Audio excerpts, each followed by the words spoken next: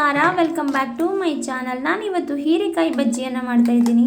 ಈ ಹೀರೆಕಾಯಿ ಚಟ್ನಿ ಏನಿದೆ ತುಂಬ ರುಚಿಯಾಗಿ ಬರ್ತದೆ. ಇದನ್ನು ಹೇಗೆ ಮಾಡೋದಂತ ನೋಡೋಣ. ನಾನಿಲ್ಲಿ 2 ಹೀರೆಕಾಯಿಯನ್ನು ತಗೊಂಡಿದ್ದೀನಿ. ಈ ಹೀರೆಕಾಯಿಯನ್ನು ಸಿಪ್ಪೆಯನ್ನು ಬಿಡಿಸ್ಕೊಂಡು ಸಣ್ಣದಾಗಿ ಕಟ್ ಮಾಡ್ಕೋಬೇಕು. ನಾನಿಲ್ಲಿ ಒಂದು ಬಾಣಲೆಯಲ್ಲಿ ಒಂದು ಅರ್ಧ ಕಪ್ಪಿನಷ್ಟು ಕಡಲೆ ಬೀಜವನ್ನು ತಗೊಂಡಿದ್ದೀನಿ. ಅದನ್ನು ಚೆನ್ನಾಗಿ ಹುರ್ಕೋಬೇಕು. ನೀಟಾಗಿ ಇದನ್ನು ಹುರ್ಕೊಂಡು ಅದರ ಸಿಪ್ಪೆ ಬಿಡುವವರೆಗೆ ನಾವು ಇದನ್ನು ಹುರ್ಕೋಬೇಕು. ನಾನಿಲ್ಲಿ ಮತ್ತೆ ಕಡಾಯಿಯಲ್ಲಿ ಒಂದು ಸ್ಪೂನಷ್ಟು ತೆಂಗಿನ ಎಣ್ಣೆಯನ್ನು ಹಾಕಿ ಅದಕ್ಕೆ 1 ಸ್ಪೂನು ಜೀರಿಗೆ ಹಾಗೆ 1 ಸ್ಪೂನು ಕಡಲೆಬೇಳೆಯನ್ನು ಹಾಕಿ ಅದಕ್ಕೆ ಒಂದು ಅರ್ಧ ಸ್ಪೂನಷ್ಟು ಸಾಸಿವೆ ಹಾಗೆ ಇಂಗು ಹಾಗೆ ಕರಿಬೇವಿನ ಎಲೆಗಳನ್ನು ಹಾಕಿ ನೀಟಾಗಿ ಫ್ರೈ ಮಾಡ್ಕೋತಾ ಇದ್ದೀನಿ.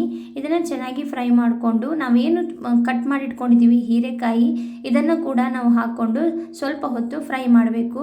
ಒಂದು 5 ರಿಂದ 10 ನಿಮಿಷಗಳ ಕಾಲ ಇದು ನೀಟಾಗಿ ಫ್ರೈ ಮಾಡ್ಕೋಬೇಕು. ಈ ಚಟ್ನಿ ಏನಿದೆ ತುಂಬ ರುಚಿಯಾಗಿ ಬರ್ತದೆ. ಹಾಗೆ ಇದನ್ನು ನಾವು ಚಪಾತಿ ಜೊತೆ, ರೊಟ್ಟಿ ಜೊತೆ ಅಥವಾ ಬಿಸಿ ಅನ್ನ ಜೊತೆ ಹಾಕ್ಕೊಂಡು ತಿನ್ನಲಿಕ್ಕೆ ತುಂಬ ರುಚಿಯಾಗಿರ್ತದೆ. ಈಗ ಇಡೀ ಹೋಳು ಕಟ್ ಮಾಡಿಕೊಂಡು ಈಗ ಪಲ್ಯನೋ ಏನೋ ಮಾಡಿಕೊಂಡಾಗ ಮಕ್ಕಳು ಕೂಡ ತಿನ್ನಲಿಕ್ಕೆ ಅಷ್ಟು ಇಷ್ಟಪಡಲ್ಲ. ಅದ್ರ ಬದಲು ಈ ರೀತಿ ಚಟ್ನಿ ಮಾಡಿಕೊಂಡ್ರೆ ಕಂಪ್ಲೀಟಾಗಿ ಏನಿದೆ ಅದರ ಅಂಶ ಎಲ್ಲವೂ ನಮಗೆ ಸಿಗ್ತದೆ. ನಾನಿಲ್ಲಿ ಒಂದು ಸ್ವಲ್ಪ ಶುಂಠಿ ಬೆಳ್ಳುಳ್ಳಿ ಪೇಸ್ಟನ್ನು ಹಾಕ್ತಾಯಿದ್ದೀನಿ.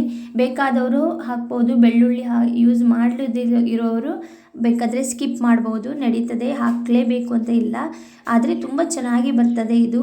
ಹಾಗೆ ಇಲ್ಲಿ ನಾನು ಸ್ವಲ್ಪ ಒಂದೂವರೆ ಸ್ಪೂನಷ್ಟು ಉಪ್ಪನ್ನು ಹಾಕಿ ಅದೇ ರೀತಿ ಫ್ರೈ ಮಾಡ್ಕೋತಾ ಇದ್ದೀನಿ. ಈಗ ನೀವು ನೋಡ್ತಿರ್ಬೋದು ನೀರು ಬಿಟ್ಟಿದೆ, ಮತ್ತು ನೀರನ್ನು ಆ್ಯಡ್ ಮಾಡ್ಕೊಳ್ಬೇಕು ಏನೂ ಇಲ್ಲ. ಇದನ್ನು ಸ್ಟವನ್ನು ಆಫ್ ಮಾಡಿಕೊಂಡು ಇದರ ಮೇಲೆ ನಾನೊಂದು ಕೊತ್ತಂಬರಿ ಸೊಪ್ಪು, ಒಂದು ಅರ್ಧ ಕಪ್ಪಿನಷ್ಟು ಕೊತ್ತಂಬರಿ ಸೊಪ್ಪನ್ನು ಹಾಕಿದ್ದೀನಿ. ಇಲ್ಲಿ ಕಡಲೆ ಬೀಜ ಜೊತೆ ನಾನು ಒಂದು 4 ರಿಂದ 5 ಹಸಿಮೆಣಸಿನ್ಕಾಯಿ ಹಾಗೆ ಏನು ನಾವು ಫ್ರೈ ಮಾಡ್ಕೊಂಡಿದ್ದೀವಿ ಹೀರೆಕಾಯಿ ಜೊತೆಗಳೇ ಮಸಾಲೆ ಅವೆಲ್ಲವನ್ನು ಹಾಕಿ ರುಬ್ಕೊಳ್ಳುವಂಥದ್ದು ಅಷ್ಟೇ. ತುಂಬ ಈಸಿಯಾಗಿ ಮಾಡುವಂತಹ ರೆಸಿಪಿ. ಈ ಚಟ್ನಿ ತುಂಬ ಚೆನ್ನಾಗಿ ಬರ್ತದೆ.